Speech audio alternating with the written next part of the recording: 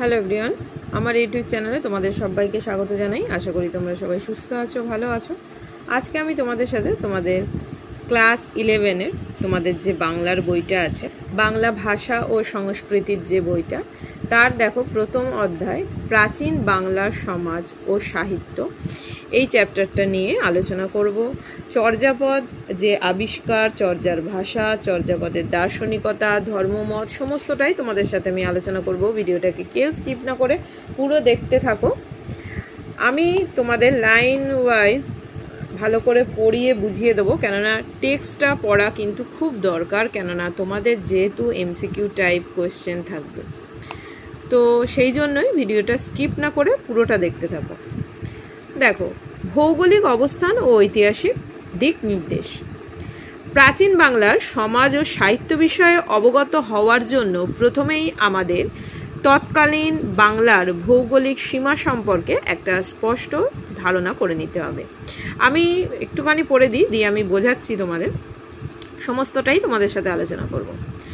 মোটামুটিভাবে বলা যায় অবিভক্ত বাংলা, দেখো ব্র্যাকেটের মধ্যে দেয়া আছে পূর্ব ও পশ্চিমবঙ্গ, বিহার দেখো ব্র্যাকেটের মধ্যে দেয়া আছে উত্তরাংশ, মিথিলা, সাঁওতাল পরগনা, মানভূম, সিংভূম, ছোটনাগপুর ইত্যাদি, ওড়িশা, আসাম, এখানে ব্র্যাকেটে দেয়া আছে ব্রহ্মপুত্রের উত্তর ও দক্ষিণ উপত্যকা। এই সুবিশাল অংশ জুড়েই ছিল প্রাচীন বঙ্গদেশ। তাহলে প্রাচীন বঙ্গদেশ কোন কোন সুবিশাল অংশ জুড়ে ছিল সেটা আমরা পেয়ে গেলাম। যদিও সময়ের সঙ্গে সঙ্গে কোনো দেশের ভৌগোলিক এলাকাও পরিবর্তন হয়, আমরা জানতে পারছি এটা কিন্তু কি বলছে, সময়ের সঙ্গে সঙ্গে ভৌগোলিক এলাকা পরিবর্তন হয়। বিশেষ করে এক বৃহৎ কালখণ্ডের প্রেক্ষিতে কোনো রাজতন্ত্রের উত্থান পতন, জয় পরাজয়, স্থানীয় অভ্যুত্থান বা বৈদেশিক শক্তির আক্রমণের নিরিখে এই পরিবর্তন এক স্বাভাবিক রাষ্ট্রীয় ঘটনা। তাই বঙ্গদেশের ক্ষেত্রেও এই ভৌগোলিক সীমারেখার বহুবার পরিবর্তন ঘটেছে, কিন্তু দশম থেকে দ্বাদশ শতাব্দী পর্যন্ত সেই সময়কালে বঙ্গদেশের সমগ্র এলাকা জুড়ে অখণ্ড বঙ্গভূমির কোনো ধারণা পূর্ণরূপে প্রকাশ পেয়েছিল তা নয়। তবে যেটা অত্যন্ত গুরুত্বপূর্ণ, সেই বিস্তৃত কালপর্বে মানুষের যে ভাষা, সাংস্কৃতিক এবং নৃতাত্ত্বিক ঐতিহ্য ছিল, সেই বুনিয়াদের ওপর ভিত্তি করেই বাঙালির সংস্কৃতি গড়ে উঠতে শুরু করে।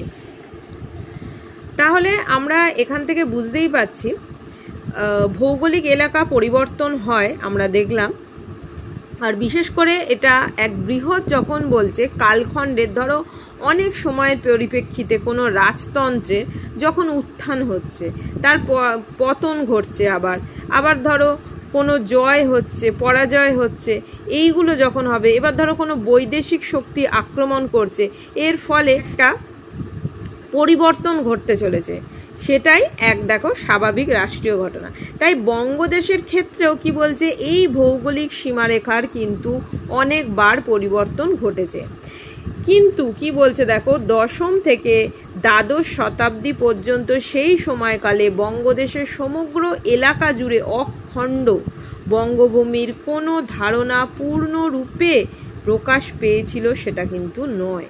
তবে যেটা অত্যন্ত গুরুত্বপূর্ণ সেটা কি বলছে, যে সেই বিস্তৃত কালপর্বে মানুষের যে ভাষা, সাংস্কৃতিক এবং নৃতাত্ত্বিক ঐতিহ্য ছিল, সেই বুনিয়াদের ওপর ভিত্তি করেই কিন্তু বাঙালির সংস্কৃতি গড়ে উঠতে শুরু করে। আজ থেকে প্রায় 1000 বছর আগে দশম থেকে দ্বাদশ শতাব্দী পর্যন্ত এই সময়কাল প্রাচীন বাংলার ইতিহাসে একটা ভাঙা গড়া টানাপোড়েনের সময়। তাহলে দেখো, এই সময়টা কিন্তু খুবই গুরুত্বপূর্ণ একটা সময়, আমরা এটা বুঝতে পারছি। 1000 বছর আগে দশম থেকে দ্বাদশ শতাব্দী পর্যন্ত এই সময়কাল প্রাচীন বাংলার ইতিহাসে কিন্তু একটা টানাপোড়েনের সময়। এই 200 বছরের মধ্যে কয়েকশো বছর ব্যাপী স্থায়ী পাল বংশের রাজত্বের অবসান ঘটেছে। তাহলে এই 200 বছরের মধ্যে কয়েকশো বছর ব্যাপী স্থায়ী কোন বংশের রাজত্বের অবসান ঘটেছে? পাল বংশের রাজত্বের অবসান হয়েছে। ধীরে ধীরে প্রতিষ্ঠা পেয়েছে দেখো কোন বংশ? বর্মন ও সেন বংশ। এরপর আবার মুসলিম আক্রমণে চিরতরে নিশ্চিহ্ন হয়েছে সেন রাজত্ব। তাহলে এর পরে মুসলিম আক্রমণে চিরদিনের মতো নিশ্চিহ্ন হয়ে গেছে কোন রাজত্ব? সেন রাজত্ব। সুতরাং রাজনৈতিক ঘটনা প্রবাহে সামাজিক অস্থিরতায় আন্দোলিত এই সময়কে আমরা যুগসন্ধির সময় বলে চিহ্নিত করলে অত্যুক্তি হবে না। এইখানটা কিন্তু খুব ইম্পর্টেন্ট একটা জায়গা, এখানটা ভালো করে স্টাডি করবে। মনে রাখতে হবে এক রাজতন্ত্রের অবসান থেকে অন্য রাজতন্ত্রের প্রতিষ্ঠা মানে শুধু ক্ষমতার দ্বন্দ্ব বা হস্তান্তর নয়। কি বলছে যে আমাদের এটা মনে রাখতে হবে যে একটা রাজতন্ত্রের যখন অবসান হচ্ছে, এই অবসান থেকে অন্য রাজতন্ত্রের যখন প্রতিষ্ঠা হচ্ছে, এটা মানে কিন্তু শুধু যে ক্ষমতার দ্বন্দ্ব হচ্ছে, মানে একে অপরের সাথে দ্বন্দ্ব বা হস্তান্তর যে হচ্ছে, মানে আমি হ্যান্ডওভার করে দিলাম, সেটা কিন্তু নয়। রাজারা যে ধর্মের পৃষ্ঠপোষক সে সময় সেই সমস্ত ধর্ম রাজনৈতিক প্রাধান্য লাভ করেছে এবং অন্য ধর্ম কোণঠাসা হয়েছে। গুপ্ত যুগের সময় থেকে পাল, বর্মন ও সেন রাজাদের সময় পর্যন্ত হিন্দু ব্রাহ্মণ্য ধর্মের সঙ্গে বৌদ্ধ ধর্মের আধিপত্য বিস্তারের সংঘাত উভয় ধর্মের অভ্যন্তরে নানা দ্বন্দ্ব সংঘাতের জন্ম নিয়েছে। দুই ধর্মমতের মধ্যে তৈরি হয়েছে নানা দল, উপদল ও মতবাদ এবং এই ঘরে বাইরে বিরোধ তাদের পারস্পরিক আদান প্রদানের মধ্য দিয়ে এক সমন্বয় গড়ে তুলতে কখনো সাহায্য করেছে, কখনো আবার বাধ্য করেছে। আবার জৈন, বৌদ্ধ, হিন্দু, ব্রাহ্মণ্য সংস্কৃতি আমদানি হওয়ার আগে থেকেই বাংলার আদি অধিবাসীদের মধ্যে একটা নিজস্ব সংস্কৃতি, ভাবধারা ও সামাজিক আচার ব্যবহার সুপ্রতিষ্ঠিত ছিল, যা বাংলার একান্ত ভেতরের জিনিস। এই পাক আর্য সংস্কৃতির বহতার সঙ্গে এই হিন্দু, জৈন, বৌদ্ধ, শৈব, বৈষ্ণব, শক্তি, লোকায়ত, সহজিয়া প্রভৃতি বিভিন্ন ধর্মমত এসে যোগ দিয়ে সংঘর্ষ ও সমন্বয় একটি অন্তর্লীন কাঠামো গড়ে তোলে। বাংলা ভাষার প্রাচীনতম নিদর্শন চর্যাপদ কিন্তু এর ব্যতিক্রম নয়। বাঙালির নৃতাত্ত্বিক সত্তা নিয়ে আলোচনার সময় আমরা এই সময় সংমিশ্রণকেই গভীর ও ব্যাপকভাবে লক্ষ্য করেছি এবং বাঙালি সংস্কৃতির উন্মেষ লগ্নে সে একই সুর বজায় থাকতে দেখব। দেখো, বাংলা সাহিত্যের যে যুগ আছে, বাংলা সাহিত্যের এই যুগকে কিন্তু আমরা তিনটি ভাগে ভাগ করতে পারি। একটা হচ্ছে বাংলা সাহিত্যের আদি যুগ, বাংলা সাহিত্যের মধ্যযুগ, আর একটা হচ্ছে বাংলা সাহিত্যের আধুনিক যুগ। আদি যুগের সাহিত্য, এই যে আদি যুগের বাংলা সাহিত্যের একমাত্র নিদর্শন হচ্ছে চর্যাপদ, যেটা আমরা আলোচনা করব আজকে। আমি যে লাইন ধরে তোমাদের সাথে আলোচনা করছি, কিন্তু তোমাদের অনেকেরই বোরিং লাগতে পারে, সেই জন্য আমাকে কিন্তু যদি এইভাবে লাইন ধরে আলোচনা করতে হয় আমাকে জানিও, তাহলে আমি আলোচনা করব। কিন্তু এখানটা মূল যে বিষয়গুলো এখানে আসছে সেগুলো আমি তোমাদের আলোচনা করে দিই, কেননা ভিডিওটা অনেক বড় হয়ে যাচ্ছে। কিন্তু রিকোয়েস্ট থাকলো তোমাদের কাছে, যদি মনে হয় যে না, যেমনভাবে আমি প্রথমটা স্টার্টিং করেছিলাম সেইভাবে যদি মনে হয় যে লাইন ওয়াইজ পুরো পড়ে দেবো, পড়ে তোমাদের বোঝাবো, সেটাও কিন্তু তোমরা বলতে পারো। তো এখানে একটুখানি বলে দিই, দেখো লেখা আছে সাংস্কৃতিক ঐক্যের একটি প্রধান উপাদান হলো ভাষা। কেননা ভাষার মাধ্যমেই কোনো জাতির সাংস্কৃতিক বৈশিষ্ট্য ও উত্তরাধিকার প্রকাশিত হয়। তাহলে এখান থেকে আমরা জানতে পারলাম যে সাংস্কৃতিক ঐক্যের একটি প্রধান উপাদান কি, যেটা হলো ভাষা। সেটা কেন? কারণ ভাষার মাধ্যমেই কোনো জাতির সাংস্কৃতিক বৈশিষ্ট্য ও উত্তরাধিকার প্রকাশিত হয়। বাংলা ভাষার প্রাচীনতম নিদর্শন যদি আমাদের কাছে বলা হয়, এটা নিশ্চয়ই আমরা বলবো চর্যাপদ। এবার একটুখানি বলে দিই, এখানে তো বইতে লেখা আছে, তোমরা তো এখান থেকে দেখতেই পাচ্ছ, এগুলো তোমরা পড়বে। আমি এখানে একটুখানি শর্টে বলে দিই, আর এটা পড়বে যে চর্যাপদ বা চর্যা গীতি নামে পরিচিত কি, বা চর্যাপদ বা চর্যা গীতি কাকে বলে। এখানটা তো বইতে দেয়া আছে।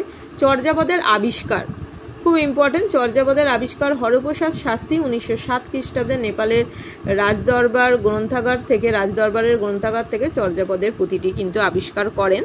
তোমরা তো এটা পড়লেই বুঝতে পারবে যে ভাষাবিজ্ঞানীরা চর্যাপদের ভাষা পড়ে বিশ্লেষণ করে অনেকে অনেক মতামত জানিয়েছেন, কিন্তু শেষমেশ তারা কিন্তু একটা জায়গায় এসে একত্রিত হয়েছেন যে এখান থেকেই আমরা জানতে পারি যে দশম থেকে দ্বাদশ শতাব্দী সেই সময় কিন্তু চর্যাপদ লেখা হয়েছিল। তো যদি আমাদের জিজ্ঞাসা করা হয় যে চর্যাপদ কখন রচিত হয়েছিল, তাহলে আমরা বলতেই পারি দশম থেকে দ্বাদশ শতাব্দীর সময়। এবার দেখো, আমরা যে বইটাকে আমরা যেটা চর্যাপদ বলছি, পরে কিন্তু এই বইটার মধ্যে একটা চিরকুট পাওয়া গিয়েছিল, যেটা দেখে হরপ্রসাদ শাস্ত্রী অনুমান করেছিলেন যে এই যে চিরকুটটা, এই যে টুকরো কাগজ, এই টুকরো কাগজে কিন্তু বইয়ের নামটাই কিন্তু লেখা ছিল, যেটা দেখো লেখা ছিল এই যে দেখো, চর্যাচর্য বিনিশ্চয়। এই ঘটনার প্রায় 10 বছর পরে 1916 সালে বঙ্গীয় সাহিত্য পরিষদ থেকে তার সম্পাদনার 1000 বছরের পুরানো বাংলা ভাষায় বৌদ্ধ গান ও দোহা নামে গ্রন্থাকারে এটি প্রকাশিত হয়। এবার এখানটা আমি একটুখানি শর্টে বলে দিই, এই যে কবি পরিচিতিটা একটুখানি বলে দিই। চর্যাপদের মোট কবি বা পদকর্তার সংখ্যা কিন্তু 24, যাদের মধ্যে দেখো এই যে কান্নপাদ সর্বাধিক কিন্তু 12টি পদ রচনা করেছিল। এছাড়া অন্যান্য আরও পদকর্তারা ছিলেন। দেখো এখানটা একটুখানি বলে দিই আমি, তোমরা এখানটা পড়লেও বুঝতে পারবে। দেখো, যার মধ্যে আমি বললাম যে কান্নপাদ সর্বাধিক 12টি পদ, তিনি সবথেকে বেশি পদ রচনা করেছিলেন 12টি। তারপরে দেখো ভূসুকপাদের 8টি, সরবপাদের 4টি, কুক্কুরিপাদের 3টি, লুইপাদ, শান্তিপাদ, শবরপাদের 2টি এবং ডম্বিপাদ, চাটিলপাদ, দারিকপাদ, ধামপাদ প্রমুখের 1টি করে পদ আছে। হরপ্রসাদ শাস্ত্রী কি অনুমান করেছিলেন? হরপ্রসাদ শাস্ত্রী অনুমান করেছিলেন এরা সকলেই বৌদ্ধ সহজিয়া সিদ্ধাচার্য। পরবর্তীকালে বিশ্লেষণ করে দেখা গেছে মহাযান, বজ্রযান, সহজযান, হীনযান ইত্যাদি বৌদ্ধ ধর্মের বিভিন্ন শাখা প্রশাখা এবং সর্বোপরি তান্ত্রিক মত চর্যার বিভিন্ন গানে তারা অভিব্যক্তি নিয়ে প্রকাশিত হয়েছে। যাই হোক, এখানটা আমি আর কিছু বললাম না, তোমরা এখানটা একটুখানি দেখে নিও। নেক্সট ভিডিওতে আমি তোমাদের সাথে আরও চর্যাপদের অন্যান্য টপিক নিয়ে আলোচনা করব। আমি আলোচনা করি চর্যাপদের ভাষা, চর্যার ভাষা নিয়ে। দেখো এখানে আছে ভাষা ও উত্তরাধিকার। আগেই বলি, চর্যাপদের যে ভাষা সেটাকে বলা হয় সন্ধ্যা ভাষা বলা হয়। সন্ধ্যের, আচ্ছা এখানটাকে বলে দিই তারপর বলছি। দেখো, চর্যাপদের ভাষাকে কেউ কেউ বলেছেন সন্ধ্যা বা সন্ধ্যা ভাষা, অর্থাৎ সন্ধ্যার ম্লান আলোয় যেমন রহস্যের প্রহেলিকা থাকে, অস্পষ্টতা থাকে, তেমনি চর্যার ভাষাও আধেক স্পষ্ট আধেক অস্পষ্ট, মানে অর্ধেক স্পষ্ট অর্ধেক অস্পষ্ট। তার কিছুটা বোঝা যায়, কিছুটা বোঝা যায় না। মতান্তরে সন্ধ্যা শব্দের অর্থ সম্যক ধ্যান, অর্থাৎ সম্যক ধ্যানের মাধ্যমে যে ভাষার পাঠোদ্ধার সম্ভব মনে রাখতে হবে। আজ থেকে প্রায় 1000 বছর আগের ভাষার চর্যাপদ লেখা। সুতরাং বাংলা ভাষার আদিম ও অপরিণত স্তরের লক্ষণ এখানে খুঁজে পাওয়া যায়। এই অপরিচয়ের দূরত্বকে অতিক্রম করতে পারলে দুর্বোধ্যতার আড়াল ভেঙে আমরা গানগুলোর মধ্যে যে কাব্যরস ও সমকালীন লৌকিক প্রাণবন্ত ছবি আছে তা প্রত্যক্ষ করি। এখানে আরও কিছু আছে, এগুলো আমরা পরে আলোচনা করব। আগে আমাদের যদি বলা হয় যে চর্যাপদের ভাষা, সেইটাকে আমরা আগে জেনে নিই। তাহলে আমরা এটা পরে বুঝলাম চর্যাপদের ভাষা যদি আমাদের বলা হয়, তাহলে আমরা বুঝলাম যে চর্যাপদের ভাষাকে বলা হয় সন্ধ্যা ভাষা। সন্ধ্যার কি বলছে, যে সন্ধ্যার ম্লান আলো, দেখবে যখন সন্ধ্যা হয় মানে সন্ধ্যার যে একটা মিলন আলো, সেটা কিন্তু কীরকম হয়, কিছুটা সেটা স্পষ্ট থাকে, কিছুটা অস্পষ্ট থাকে, মানে এর মধ্যে একটা রহস্যময়তা থাকে, তাই তো, একটা গভীরতা থাকে এর মধ্যে, যেন একটা কিছু একটা যেন, এই যার জন্য এখানে বলেছে যে স্পষ্টতা থাকে, কিছুটা অস্পষ্টতা থাকে, মানে পুরোটা কিন্তু আমরা বুঝতে পারি না, এর মধ্যে কিছুটা রহস্যময় থাকে। তো সন্ধ্যা ভাষা সেরকমই এক অস্পষ্ট ও রহস্যময় ভাষা।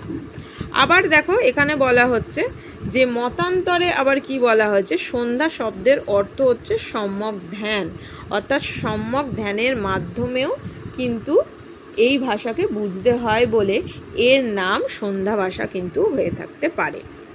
আজকে আমি তোমাদের সাথে সন্ধ্যা ভাষা, যে চর্যাপদের যে ভাষা, এত অবধি আলোচনা করলাম।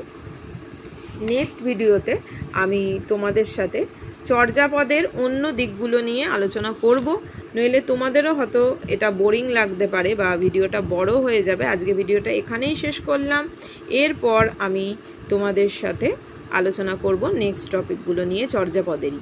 কিন্তু তোমরা অবশ্যই কমেন্ট বক্সে জানাবে যে চর্যাপদের কিভাবে আলোচনা করলে, এইভাবে আলোচনা করব না লাইন ওয়াইজ আলোচনা করব, তাহলে আমি সেইভাবেই আলোচনা করব। তো ভিডিওটা পুরো দেখার জন্য তোমাদের অসংখ্য ধন্যবাদ। সবাই খুব ভালো থেকো, সুস্থ থেকো, টাটা।